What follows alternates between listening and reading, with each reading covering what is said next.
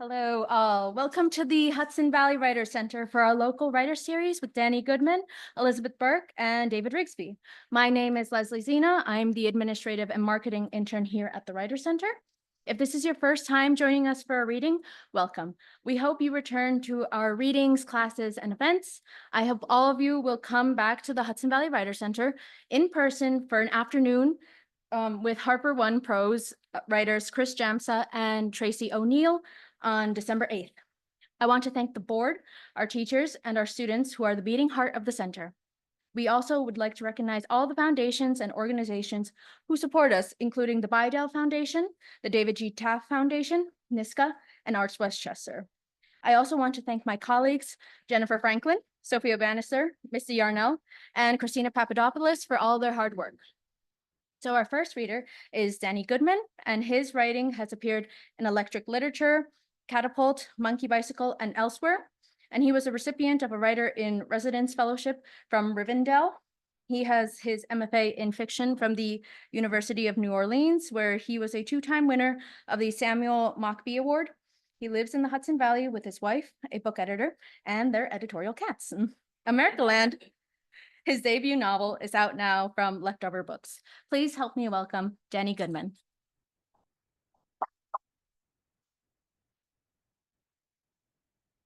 Thank you so much. Thank you all for coming. This is an amazing crowd. This is such a treat. I love coming to the Hudson Valley Writer Center as somebody in the audience. This is my first time reading here, so this is super, super cool for me. Thank you to the Writer Center, to everyone, and to Village Bookstore, who's been a wonderful support of the book. So this is my debut novel, Amerikaland. Came out, as mentioned, from Leftover Books, which is a small press based in Rochester, New York. It came out in June, so we're almost at 6 months now, which feels like 4 or 5 years, but it's been a wonderful ride getting to share the book with so many wonderful people. So it is a novel set in what we call a reimagined present day. So a lot of the things, it mostly takes place in New York City, but it is a slightly remade New York City, a New York City that's very familiar, but also just slightly different. A lot of good and bad things happen to New York City in the book, and I needed sort of the freedom to muss it up a little bit. So it's a slightly different New York City than we know, but you'll recognize a lot of very similarities to our present day. The book follows two characters. Sandy is a Brooklyn-born Jewish baseball player, and Sabine is a international German tennis player. And the book follows those two narratives. At times they come together, split back apart again, as they kind of maneuver in ever-changing and ever-violent world around them. So I'm going to read just a little snippet from the prologue, just to kind of set the stage, and then I'll read an early chapter from the book. Nothing with too many spoilers, so that I don't ruin anything, which is hard to do. It's hard to figure out what to read, so don't give anything away. I read a different chapter at one of my last readings just to kind of spice it up, do something different. And a friend was in the audience, and they sort of like put their hands up like in the middle of the reading, like, what are you doing? And I was like, so we won't do that this time. No spoilers this time. Thank you again for coming. In the Brooklyn borough of New York City, a great baseball stadium rises. Across the way, beyond a glistening fairy tale pond, stands a grand tennis center, home to the City Open. These theaters of sport are for those of us craving an escape from the everyday, an immersion in the very atmosphere that makes this the greatest metropolis in the world. From the highest points, we can see everything. The island of Manhattan, aging but full of wonder. Coney Island, the beach and the ocean, the tall and colorful rides and roller coasters. Along the waterfront in Queens and Brooklyn and spreading through the boroughs, a boom of buildings under construction and reaching skyward, an evolving megalopolis, and the Roebling Bridge connecting Brooklyn and Manhattan, its spine broken and still in need of repair, even these years later. After its destruction, the people of this city turned to their sports heroes, to those willing to distract them, to fill the stage, to be the brightness drowning out the darkness. The stadium is a silhouette etched out of the night sky. Beyond it, on the other side of the pond, the brightness of Althea Williams Arena is enough to light up the borough. Sandy saw the late match on the scoreboard coming in. Top-ranked Dragovich versus Quincy, an American journeyman, and by instinct, he wonders about Sabine. When she'll play again, if she got his message, and though it may be too much to hope, if he'll see her. Even in passing, simply time enough to wave, to share a smile, to let her see how he has missed her. In the humming artificial glow of the virtual batting cages below the field, Sandy pretends it's not the middle of the night. An electrical storm rushes from his brain to his arms, hips, legs, and back again. He's a conduit. He sends pitch after pitch into the outfield, beyond the short porch in right, redesigned specifically, some say, with Sandy in mind, an opposite field over the taller wall in left, called the sea both for its expanse and ultramarine facade. If he's sweating or tiring, he doesn't notice. He feels the vibrations in his hands, his fingertips, a mix of euphoria and pain. He swings, again and again he swings, chopping away at something invisible, intangible maybe, but real. He takes another cut, a line drive sneaking over the center field wall and landing in Player Park, a line of plaques and busts honoring former Atlantics, including the owner's wife, who perished, like Sandy's father, when the Roebling burned. The next three pitches elude him, slider, curveball, split finger, and he holds up his hand, stopping the next, and sucks in the circulated air. It's enough to make him sick. His mouth fills with spit. He closes his eyes, tries to steady his breathing. His head feels light enough to break away and drift out of the stadium. He fouls off the next pitch, then another and another, until he drives the bat head down into the turf, which leaves an imprint, but only for a moment, reshaped back to normal like nothing happened. The pitches come and he doesn't stop them, their velocity leaving a phantom trail in the cage. He watches them pass. Excuse me.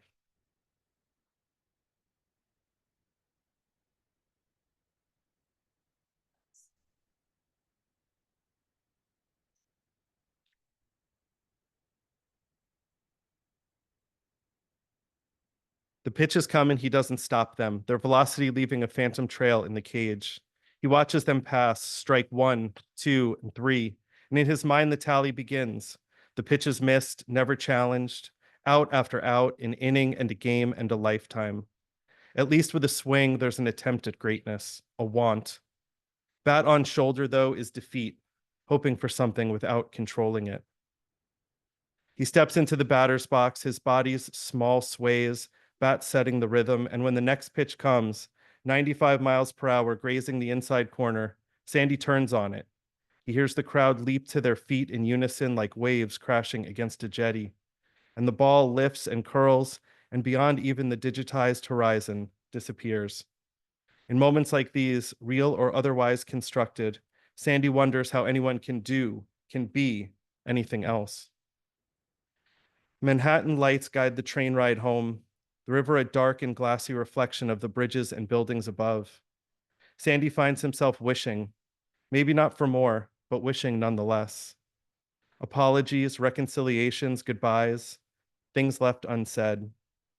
The Roebling comes into view, and the memory of what its destruction wrought becomes impossible to ignore. He hears his father's words, something from childhood that feels now to stretch the very length of his life. The world is a narrow bridge, and the essential thing is not to fear at all. He remembers obsessing over a video of the attack, one released later as part of a trailer for an upcoming documentary. Sandy spent days watching it, focused on one moment in particular when his father, the expression on his face, was clearly visible. A second explosion, everyone rushing to escape the damage, and a drone flying along the Brooklyn shoreline zoomed in, changed its focus, and in the midst of the chaos, there was Lenny Katzman. For the briefest moment, he looked out at the river, out into the distance, wishing maybe to be there on another bridge or in another borough or another life. But just as quickly, he turned around and tried to help, organize the havoc, calm the uncalmable. His hands and arms were outstretched to a woman carrying her two sons, offering up his own body to lessen her load when the third bomb detonated. The screen filled with black smoke and heat-induced static. The bridge burned, and he knew that his father did too. Sandy was lost. He couldn't shake from his mind that look, his father's long stare out into nothing. How badly he wanted to ask what he saw. In the empty subway car, the solitude and memory overwhelmed Sandy. As if a dam has been opened, he's crying, fast and short of breath. And like the certainty of his swings, he leans into this, lets himself lose control. Through fogged eyes, beyond the bridge and towers of lower Manhattan, he steals a glance of Lady Liberty, her unwavering presence, her bright flag lit from below, thumping in the night like the city's heartbeat. Whatever pours out of him now, Sandy feels lightened by its escape. When they are underground, these haunted tunnels hold at bay the weight of the secrets above them. People board the train, but Sandy takes no notice and he doesn't stop. Through the blackness between stations, he sees himself in the windows, his eyes and his face red, though the reflection, for the first time in a long time, looks to him like something true. He takes comfort in this, in the possibility that one day, not now and maybe not soon, he might see the man he wants to be staring back. A Brooklyn boy, a shining symbol, his father's son, his mother's. Proof that although so much of this city, this country has been broken, it can be mended. Proof that what you are and who you want to be can't die on a bridge or a plane or a battlefield, can't be reduced or scorched or drowned. There are swings to be taken. There's hope enough yet still. Thank you.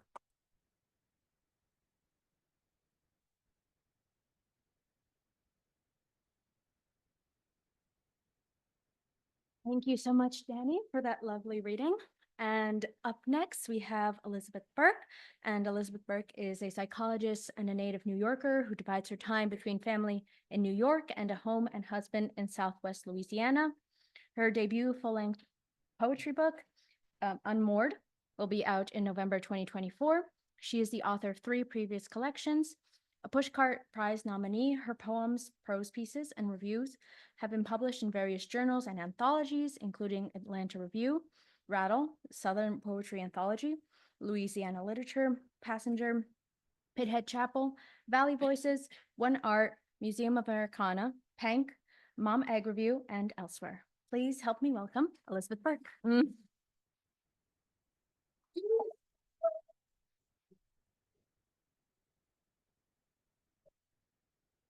I'm going to try this without a mic. So can you all hear me? Okay, I'm going to pretend this is a mic. It's really not. So thank you all for coming. The center is a very special place for me. What? The center is a very special place for me. I know. Because this is where I learned to write poetry. I read my first poem in Amy's class, which I prefaced with, I'm not sure this is a poem, and Amy assured me it was. I'm going to start with a poem that I dare not read in Louisiana, which is not exactly abounding in liberals, because this poem refers to my very radical roots, but I think I'm safe here. Although, who knows where we're safe, right? This poem is called Joseph Stalin and My Father. The epigraph is, give us a child till he's 7 and he's ours forever, the Jesuits. A map of the Soviet Union with thin black Cyrillic glyphs hung taped to our cracked and peeling kitchen walls in our 3-room apartment in the Bronx. Opposite the Formica table where we sat for meals, Leningrad, Odessa, the Black Sea beckoned. My father served stuffed cabbage, Hungarian style, sauerkraut and onions, preferred sour to the Russian version sweetened with raisins. Unsweetened himself, my father defended Stalin, forced to exterminate all enemies he claimed, or the great experiment would surely fail. Death solves all problems, Stalin said. No man, no problem. Nightly, my parents discussed plans to revisit the Soviet Union bewailing the fate of their favorite tour guide, Max, who had been caught having sex with a Russian male interpreter, both jailed as enemies of the state. My sister and I, silent witnesses at the kitchen table, bolted our stringy boiled beef and barley soup, ran back into the streets to play stickball until the last ray of sun descended behind brick walls. And here's another poem on another topic I was advised not to discuss in Louisiana. And that would be religion, or my lack thereof. My parents didn't participate in any religion except communism. And after watching my girlfriends get bas mitzvahed with lots of presents, I decided to take matters into my own hands. First time at temple, the name of the poem is My First Religious Experience and What I Wore. First time at temple, 13 and courting conversion from my family's atheism, I dressed for the occasion in gray circle skirt, peach sweater, nylons, and my first pair of heels that loudly clack on parquet floors, despite my attempts to tiptoe. At the podium, a squat, bearded rabbi leads the ritual, quickly leaving me adrift in guttural sounds of a language I do not understand. The congregation moves as one, rising up and down, a tidal movement spurred by cues I cannot detect. I follow hastily, aware of my mother's blue and white garter belt under my skirt, feel the harness around my waist slip lower each time I stand and sit, feel my nylons wilt around my thighs. I press my legs together, hoping to stop the descent, but they buckle around my knees, slide down my shins. The congregation sings on, and for the first time ever, I pray for God's help to retrieve the silken heap tangled at my ankles, as if I'd been sprinting towards a state of grace I had yet to learn lies forever out of reach.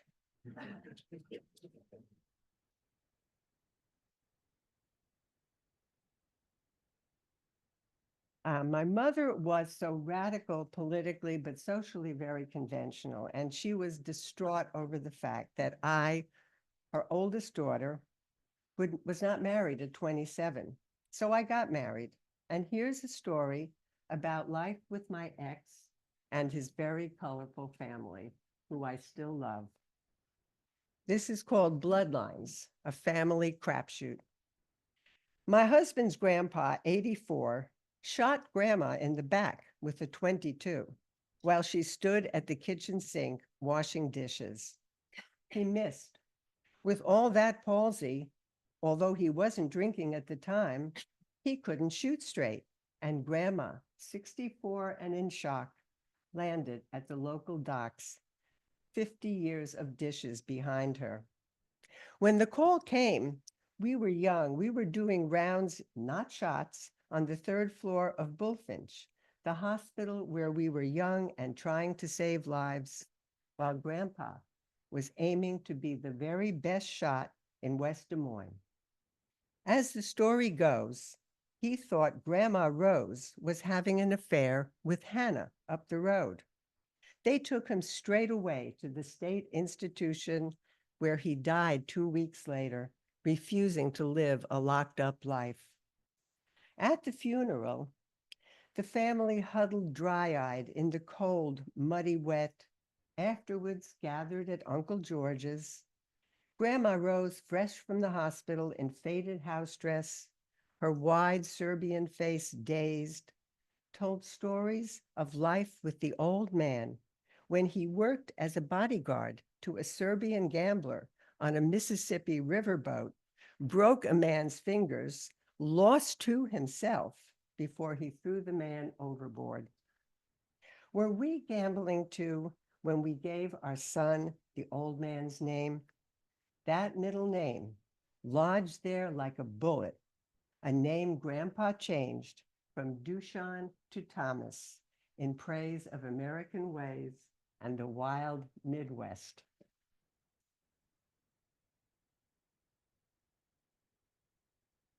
After the divorce, I finally decided to move out of the house I'd been living in for 30 years. And this poem is called Married to My House. My first house in the country, I fell in love with ancient stone walls, an abundance of leafy trees, slope of lawn and waterfall. In early years, I lingered barefoot on a wooden stoop in the backyard, savoring spiky green grass between my toes, planning my garden. Azaleas, a border of perky impatience. Sometimes I wonder if I loved my house more than the husbands who came and went. The children always stayed, their stuffed animals and games crowd my closet still. We've been 30 years together, creaky frames grown askew, plumbing in decline, circuits that short out on overload. We shudder in the cold, bones rattling, an aging rock and roll duet.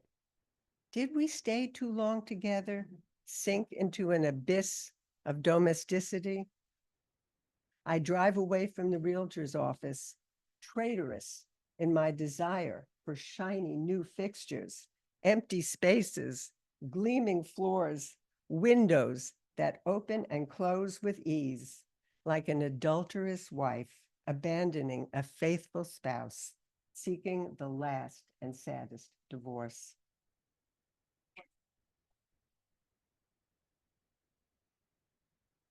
And here is a psychologist's somewhat jaundiced view of marriage. This poem is called Repetition Compulsion.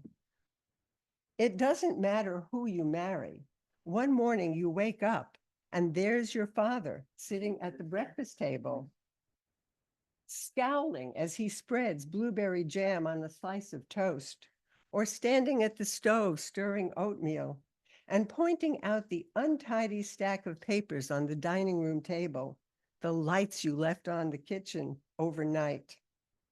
Your eyes water, you barely recognize the fragile creature you've become. So you leave your father for another mate, discover now it's your mother you've wed. And it's you who complains about dirty socks by the side of the bed, newspapers strewn on the living room floor, you who are angry and overbearing while your partner wears the sign saying victim. You hate the carping creature you've become, decide it's time to try again, while the chorus of ghosts cackle, shutting out all other melodies.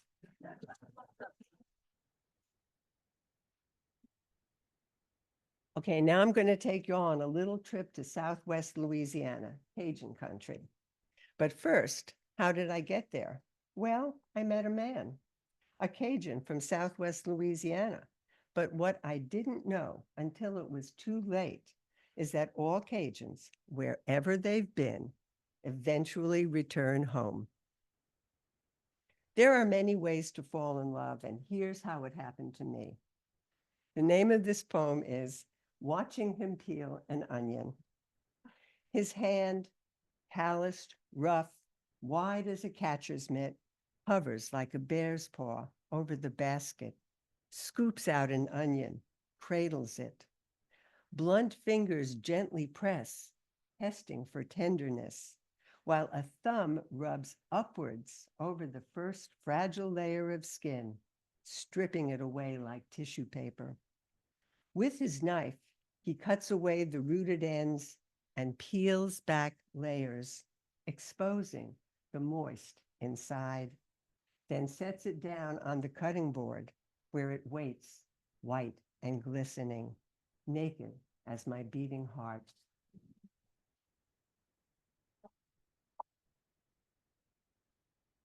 Once he moved back to Louisiana, he would come visit me while I was still languishing in New York.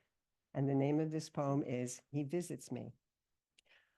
Home from work, I find him in the kitchen. I inhale the aromas of garlic, thyme, The white wine poured Julia Child style, one dollop for the stew, one slurp for the cook, before he spoons into my mouth a roux rich and redolent with spice. Come to Louisiana, babe, he says, putting into my still open mouth a plump piece of hot sausage, my mouth that is always ready for more, and I'll cook for you forever. And I want to, I do. I want that hound dog in the back seat of our pickup, head poking out the window, ears flapping in the breeze, chanky-chank music blaring on the radio as we drive over bumpy back roads to town. But I'm a set-in-stone city girl, raised by skyscrapers, wary of wide open spaces, afraid my life will be cast adrift, a pirogue lost in the tall marshy reeds, empty as the galaxy of wine bottles he leaves behind on the kitchen floor, where papery garlic skins lie scattered, still curled, as if around the body of the clove no longer there.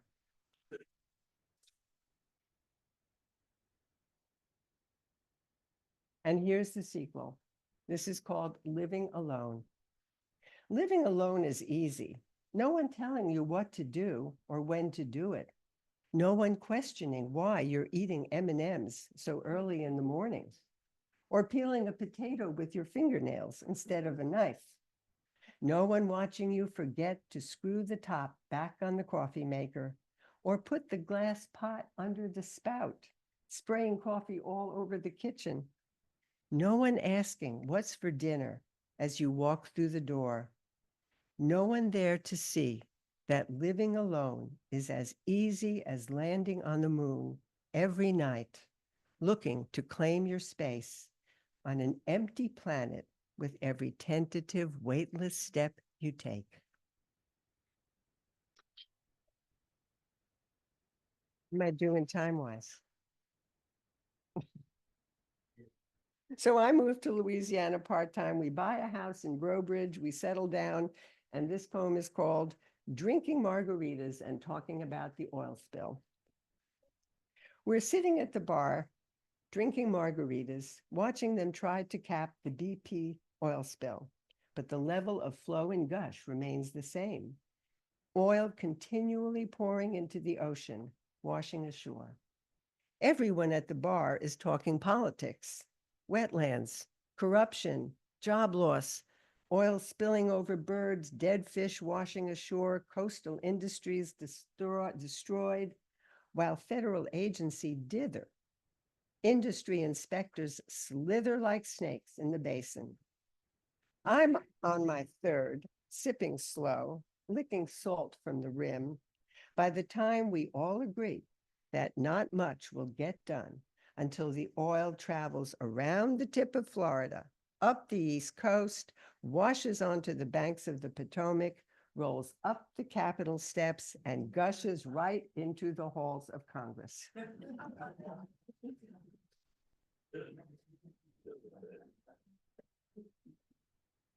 Okay, this is a short one. Let's see. My New York friends are always asking me, what the heck do you do down there? So this poem is called Turtles Move at the Reported Pace of Turtles. Come see, my husband says, handing me binoculars. He's watching a turtle climb up the ramp of the wooden turtle trap he built. I adjust. A shell comes into focus. A neck stretches. A pea-sized head slowly cranes left to right. One stunted bow leg at a time moves up the ramp, flails, moves back, then forward again. An hour slides by. I'm hungry, tired, but I can't look away for fear of missing the climatic moment. The turtle reaches the top, the boards tilt open, the tumble into the trap. And my friends up north wonder what I do down here for entertainment.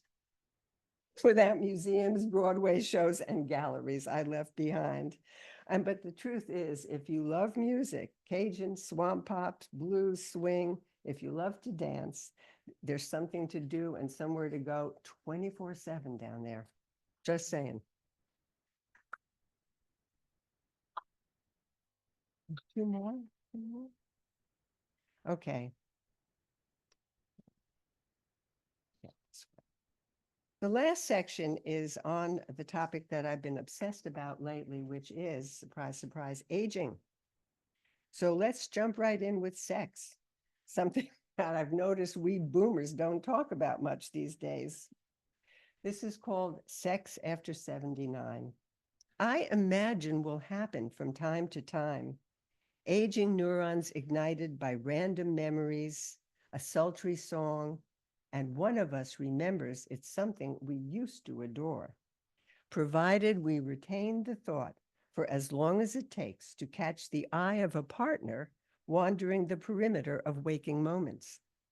By the time we both arrive in the bedroom, let's hope we recall why we are there and what appendages go where. It would be wise to keep the nightstand stocked with creams, oils, mechanical devices, so as not to succumb to surprise or despair should body parts not rise to the occasion.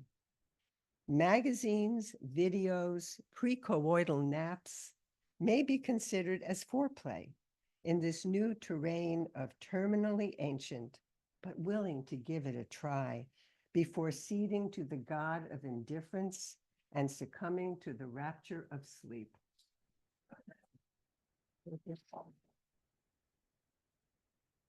And this will be my last poem. This is called What Will You Do with the waning stretch of life you have left, where you find yourself awakened, an aging Snow White, kissed by remorse and an itch for more, amid these years that swiftly stream, that buzz like bees in heat? Do me, do me. Will you write your political poems? Read all those books on your shelf? Dance the Argentine tango? Play Bach on the piano? Learn the blues? So many deeds left undone. Will you drown, do a dead woman's float, or defy the current? These looming, late blooming years both creep and sprint. They moan and howl with want. The dark, a dirge you know is there, but cannot see or hear. So you go forward, your creaky frame grown askew, wondering too, are you still beloved? True, your face droops. Your skin pools like nylons over bony knees. Your muscles melt, but your mind remains a spinning top, shining into dark corners, squinting in bright light, grows daily more demanding. You rise, chanting, is there time? Is there time? Thank you.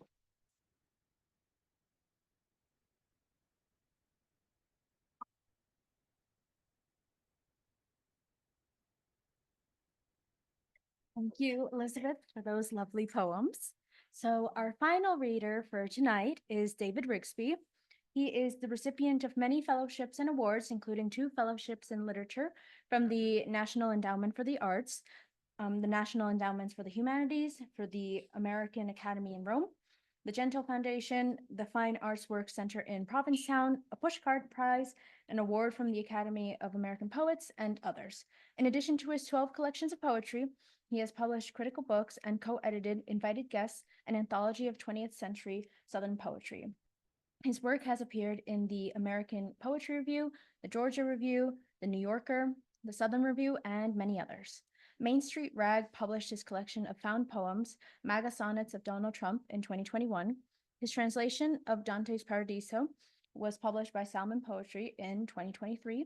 And Watchmen in the Knife Factory, New and Selected Poems, was just published by Black Lawrence Prince. Please help me welcome David Rigsbee.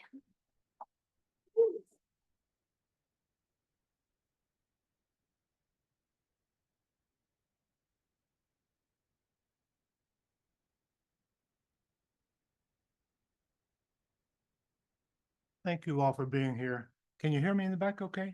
Yeah, yeah. It's delightful to be here. I read here once before a couple of years ago with authors from Black Lawrence Press, and I've been here a few times to the readings. And it's such a wonderful staff, The building itself is just, and from this perspective, by the way, when you see the river and the trains going by and so forth, it's just tremendous. What a great uh, gift this is to the community. I just published a book. It's not a collected poems, but it's not far from it. It's poems that go back to the 1970s and 12 collections and so forth. And I'm glad to have it out. It's been out since August. So I thought I would start by reading a poem called A Poem in August. Remember August? There was goodness in the time of the hurricanes, houses blown to the stars, the brutal sea.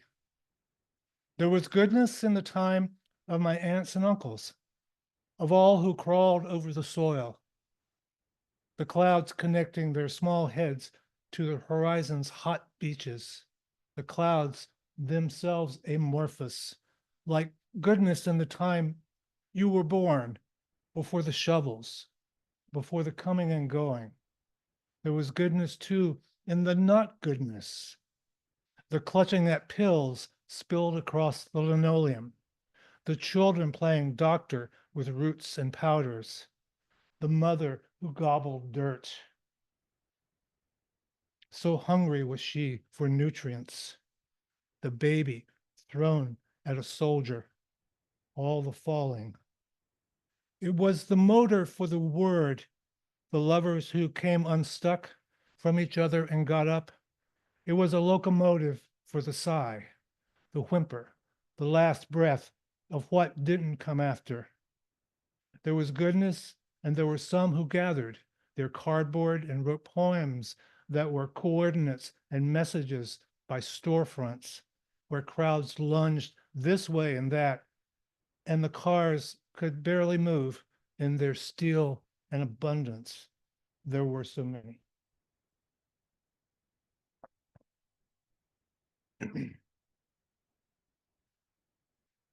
Most of the poems I'm going to read will be short. You'll be pleased to know. I was speaking with a friend the other day, and we were recalling times at readings where some cantankerous person, impatient person would sit in the back with a stopwatch and after 30 minutes would say something like, well, that's about enough. I've actually seen this happen. So I won't give you a reason for doing that, I hope. But I have seen it done, and I have felt it in my heart. This is called After Reading. I put the book down, thinking how purity is a curse, how it puts us off the human, for whom it better fits to turn away from the shore in favor of the garbage and the grief. I remember standing in the nave of St. Peter's, looking at the smooth, dead body of Christ, held in Mary's arms, and secretly admiring the madman whose hammer chipped the same marble that made Michelangelo such a monster. Do you ever have that feeling?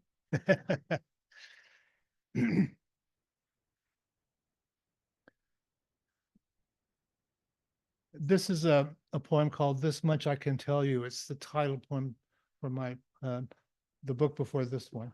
There's some copies over there if you're interested. This much I can tell you.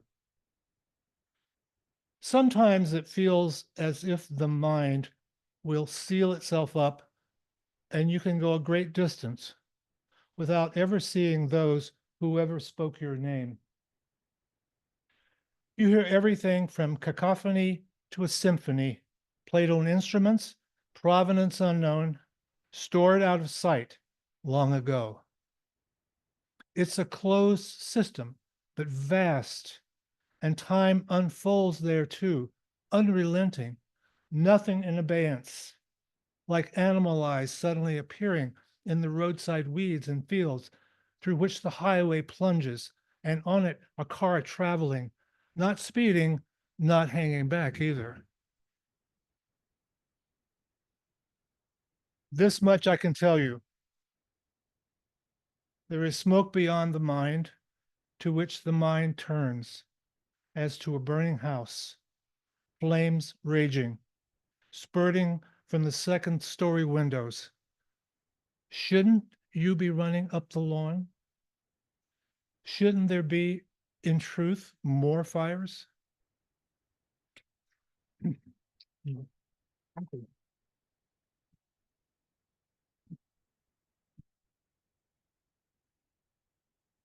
This poem has the figure of caryatids in it. I like caryatids. They're the stone figures of people on top of the Vatican, St. Peter's, for example, and certain government buildings where you have dignitaries who are long gone now turned to stone, but they're actually architectural columns that bear loads of weight and floors and things. This is called January. Being a man, I was the least among the shades because of what I still carried. I asked the caryatid to extend her hand, but it was broken, which is the way with stone. There were several at the entrance, but they were ornamental, no longer load-bearing. The dead would not have it. The sun was sinking toward the rim, I remember. I remember, too, the poet said, it is more important to walk across the field now than to revisit the sorrows.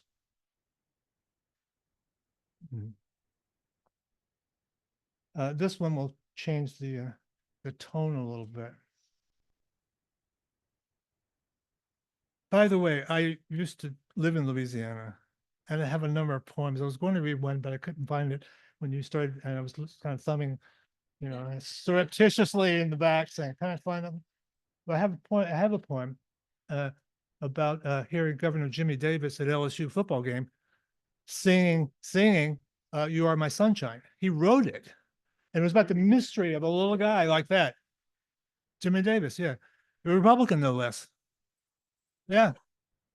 Well, anyway, and everybody got up. That was the thing. The point of the poem was that 100,000 people were sitting around kind of jostling and being like, who's this geriatric thing down here? A tiny little guy strumming away. He's ancient.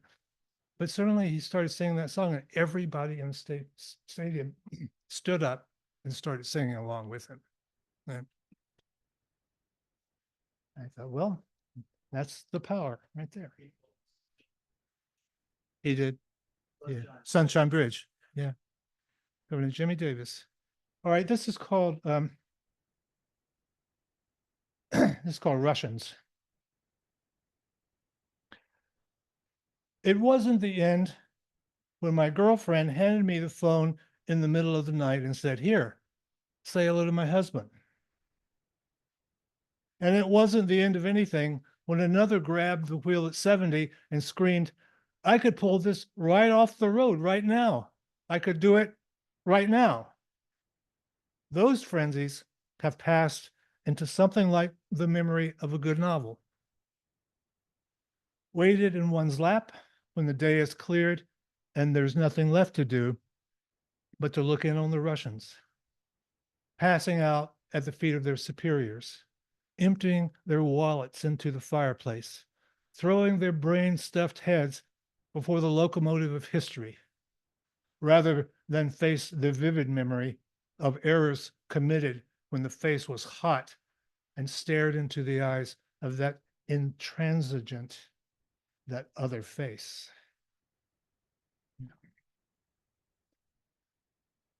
This is a poem that's not too dissimilar from that one. It title is Canoe. Canoe was a cologne that guys, it was kind of a sweetie, fruity stuff that when I was in high school, we all slapped our faces with it. And we were trying to get the pheromones, in alignment. And for some it worked and for some it didn't work. This is about that time, a long time ago. Canoe. Well into September, the gardenias were squeezing out their heavy smell deep from the sugar of rot and pre-rot. It was like Canoe, the cheap cologne boys used to slap on their cheeks before they went forth to meet the girls who would pick over them on this account and leave many in the emotional disarray of having been passed over. But for some, it was the sweet smell of victory and reward, and those grew sweet and strong, even mythic, in the belief that nature, or at any rate, their lives, possessed a coherence that they could access with their smooth skin, muscles, and good teeth. No one suspected any collusion with death, and only those whom Giuseppe Belli called the dog faces caught the faint decay that streamed after the chosen swirled by, and even these failed to draw any but a fair conclusion, because the moon was like that, streaming over the lawn, and the music, although the words were inane, pierced lovers and failures alike, with its silver needle moving in and out of a fabric they don't make anymore. I have a poem about the trains going by. So maybe we'll go by as I'm reading it. That would be cool. Yeah. Empire Service. It seems to take longer than usual for the train to emerge from the tunnel. Broken buildings, then rocky banks of the river and weedy masses rushing past. At Tarrytown, the phone glows, but it's not a real light, not a light you can read by. Rather, it's your face. I have lost the power to explain myself. At Croton, a wedge of ducks makes way across the still inlet. Farther out, swans, 2 of them. Just for a second do they register. Weeds are everywhere out there. And yet it's winter, and they're dead too. Those still standing at attention, still presenting themselves somehow to the vines, the trunks, the sky. Then off in the distance, I hear the horns, warning of the train, and I'm on it.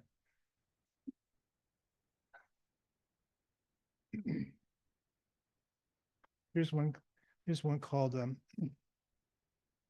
A Breakfast. I grew up in North Carolina, so we're also kind of Southern down there, especially in our culinary habits. Daddy is fixing breakfast this morning. Country ham, fried eggs, grits, and red eye. He calls it breakfast of champions. My mother is pinning the wash to the line. I can see her through the window, bending to the basket, standing up, an assembly line. I'm embarrassed at the row of underwear. But why? The neighbors have their lines. An earwig pops out and wiggles across the sill. Then my brother emerges, stands sullen in the doorway before sitting at his place. Not much to say, and yet so much unsaid. So much we bring to the table. It's thin white tablecloth that touches our knees as we sit. Before long, we will all be heading out under the crop of our masters. But not this morning. Time has no business here. What the mockingbird can't see as it perches flickering in the bush, neither will it sing as the day brightens. Neither will I sink into interpretation, who sing and forfeit the day. I like it.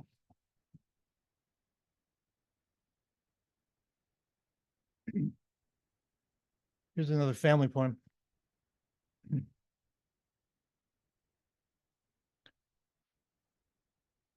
My father came to me in a dream to walk with me around a stadium, not wearing the jaunty motley of his last months, the patchwork newsboy cap and panel shirt he wore when tearing around town, smoke streaming from the car window. "I'm not going to make it," he said. "This may be the last time. I don't have the breath for it." We cried and smiled all at once. The apparition faded, and I lapped the spot before I knew. That morning, I had stopped to take some pictures of a new structure, a 5-story globe affixed to a museum headquarters. It was Sunday, the crews were gone, but the wooden scaffolding clung to the girders, North State steel, spray painted on each rib. I had come before the planks were taken away, like cross-hatching erased, before the world was made. The panels bolted into place and painted that planetary blue of Earth from space, that pendant marble on which everything is always lost, like a glass eye that never sees what it never ceases to watch.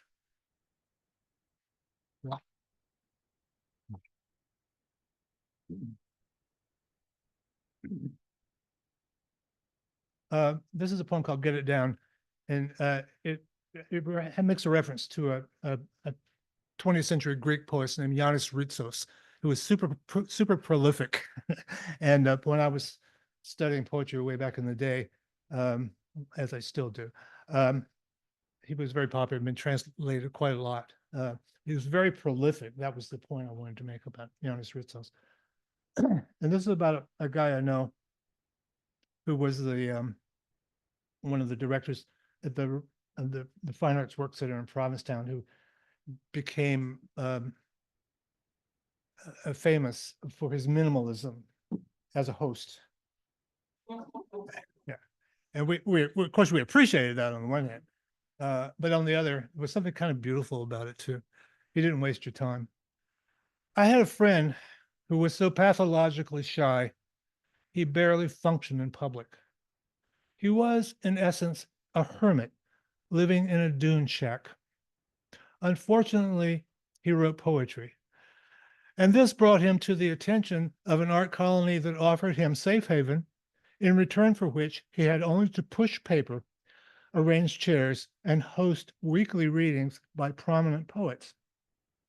It was almost shtick as he stood, a large man, before the gathering, hands folded defensively over his crotch, and paused long enough to give the audience also pause, too, before he swept one hand mechanically by way of introduction and blurted, "Miss Bishop," or "Stanley Kunitz," then found his seat. It was a performance of the highest order, in one sense, and no one who was there ever forgot it. He was a beautiful and mysterious poet, too. I said unfortunately, only in the sense that he had to overcome his shyness in order to look a fool in the eyes of all. And I imagine him each time going home from the weekly humiliation to write the most radiant poems as the green sea gnawed its way up to the shack and the crabs slithered across the wooden steps, as irrepressible as I imagine Ritsos was, confessing to his young executor, "You see, I'm trying to get all this down before I die."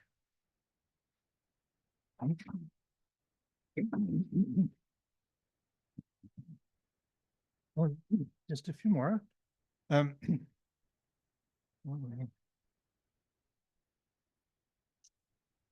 This is a poem about my brother. I have 2 poems about him that I'll read. This is one called Treehouse. And after I wrote this poem, I realized that James Dickey has one just like it. And it's better. I look up and imagine living in the tree, not as a squirrel starting, fidgeting before a mortal leap, or as a crow keen to fold its negative parasol, still less an owl in whose stereopticon no grace intrudes to rescue prey. But I would climb up, as I did with my brother, and build a treehouse in the sweet gum limbs, the twisting slats in our ladder led to the level planks from which rose walls and ceiling. There was even a window, put in with much effort to keep an eye on trouble, which, like innocence, was always by, and loved the shade we cast, a reverse spotlight into which it stepped like the host of an old variety show to have us know it was starting.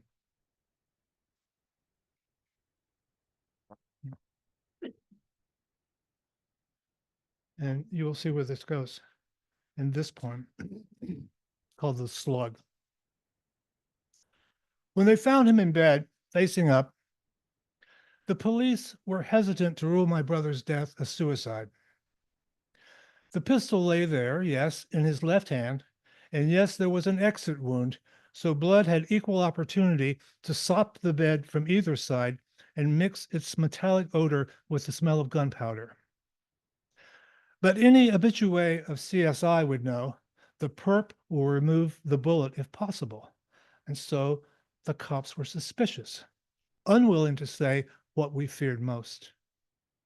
Instead, they bracketed their skepticism and went about collecting other evidence, taking samples and pictures, measuring the ricochet crater in the dresser trim as his body lay, like Shavasana in yoga. A difficult pose because you have to commit to stillness against every itch or urge to rearrange the limbs and bring them into closer alignment with the inanimate. They found the note, beer cans, rifled files. I myself discovered the note too, reversed, embossed on a blotter, and clear only on the reverse side, so that you had to hold the eerie dispatch to a mirror and read it like Leonardo's journals, those discourses disallowed to commoners. But what could be more common than the wish to spare more pain? As halting words especially arrive, one at a time to serve. It was not until hours after the fact that the coroner ordered the body moved. Then they found it, the bullet. In its journey out the 38 barrel and through my brother's wits, it had bounced like a pinball around the machine of the bedroom, furniture, its bumpers, and come to rest. Falling back on it, he both hit a bullseye and had written a mystery before the lead was cool. The cops were amazed at the dead man's surprise and crowded around the slug like miners around the Hope Diamond, for whom, as with real miners, there was no profit to be had from finding such a conspicuous, untradeable treasure.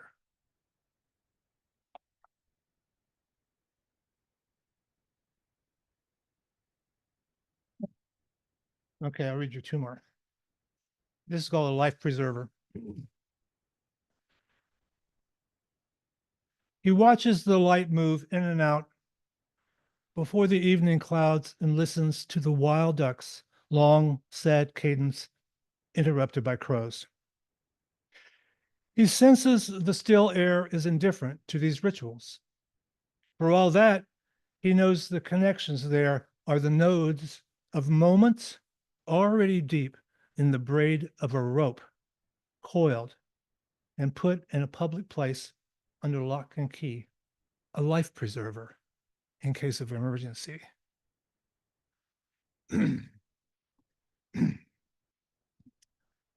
was going to read you another poem that's rather like that, but I think I'll end on an older poem that someone once said to me, a poet, no less, had gone to see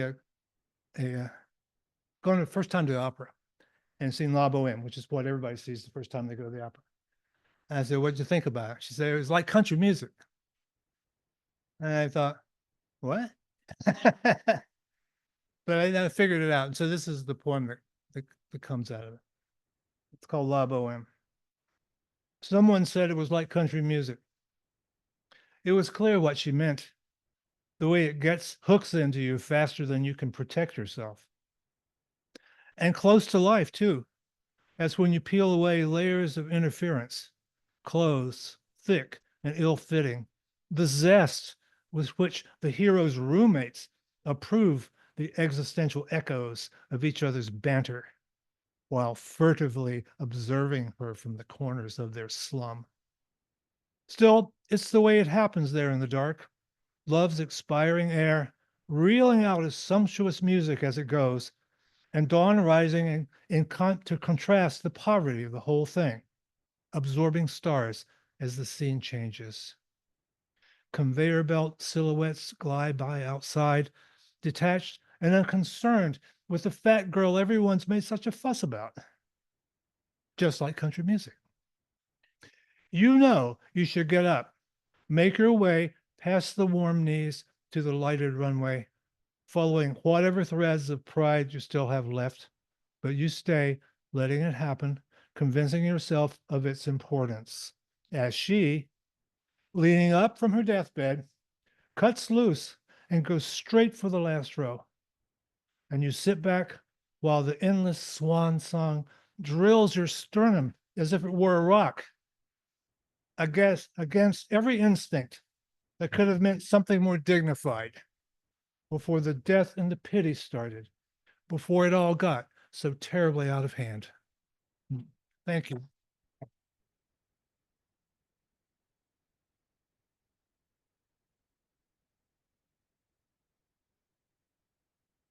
Thank you, Dave, for such a lovely reading.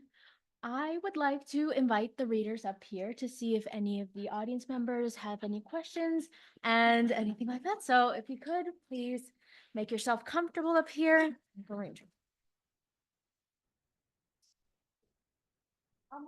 Yeah.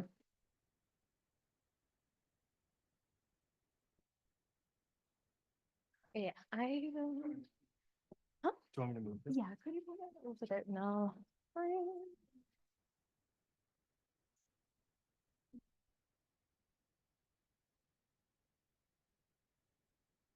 Okay.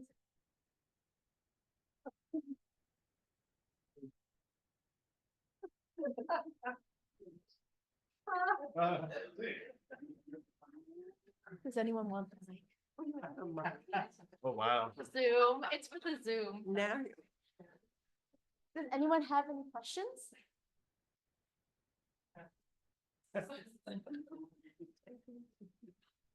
Well, I have a question.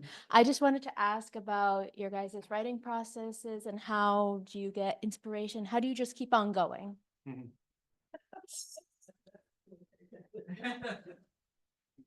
Sure.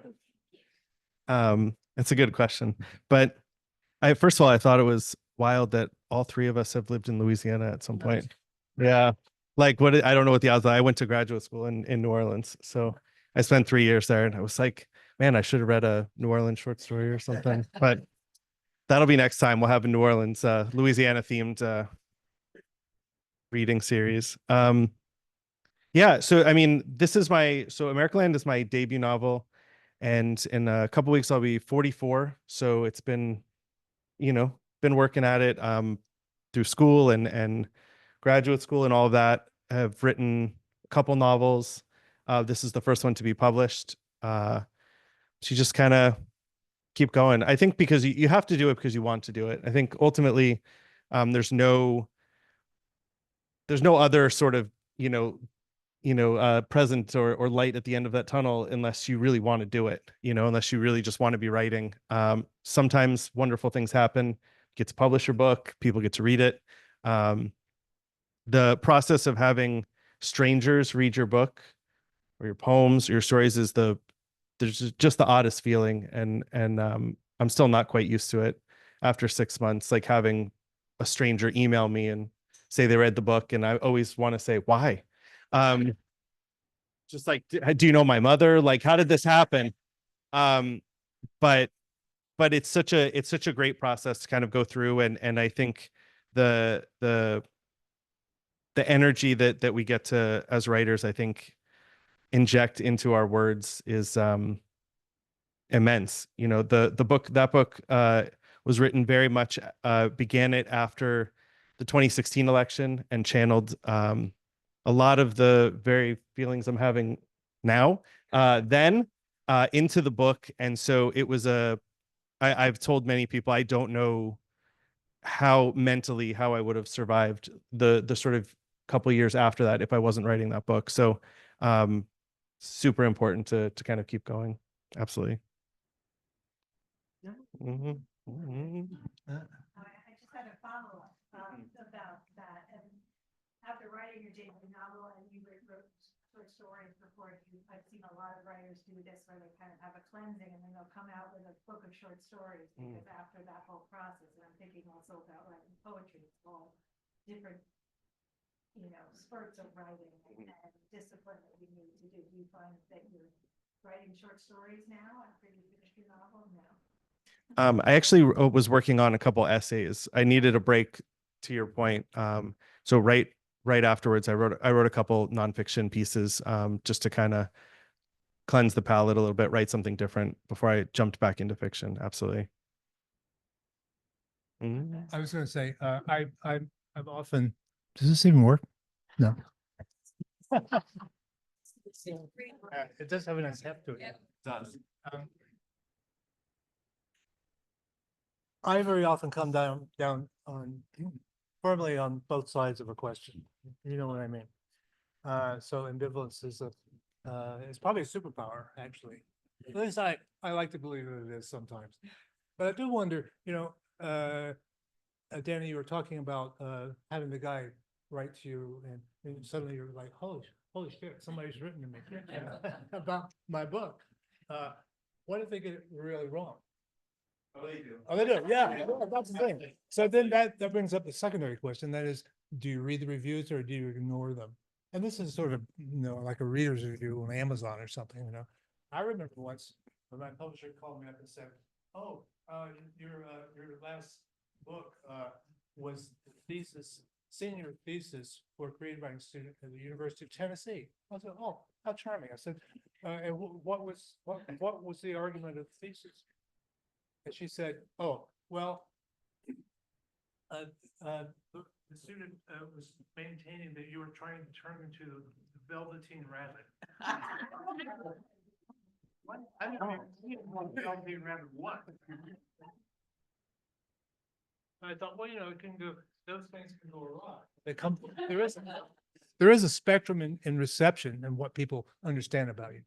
Either they get you, or they don't get you, or they get you partially, or they get you with one hand tied behind their back or whatever, but it is a question, like, I don't know how you treat readers and audiences quite. And I try to protect myself a lot by, it's not that you don't care, but in my case, I know that there are 10 people out there that I know very well will understand everything that I'm getting at, because we've been with each other a long time. We've developed mutual relationships of interpretation and reading and interest and stuff. And I find that in a way is more, is a better way to verify your own, state of the moment, and perhaps even your status, whatever it is at this time in your life, or this stage of your life. But anyway, that was a good question. Yeah. Any other questions? If not, thank you so much all.